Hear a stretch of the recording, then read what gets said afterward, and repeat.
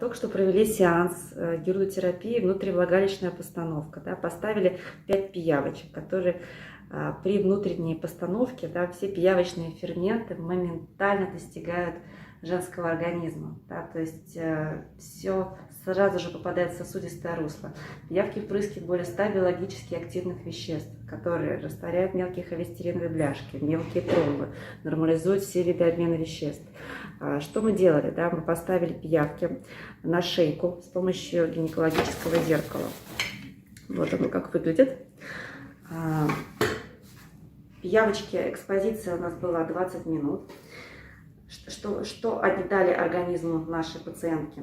Мы стимулировали гормональный фон, будут лучше созревать яйцеклетки.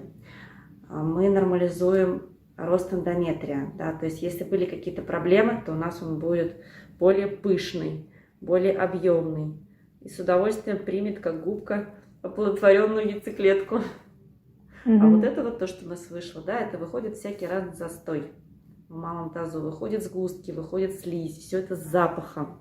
Да, из маленьких ранок, которые остаются после сеанса гирудотерапии, вот это вот все выходит.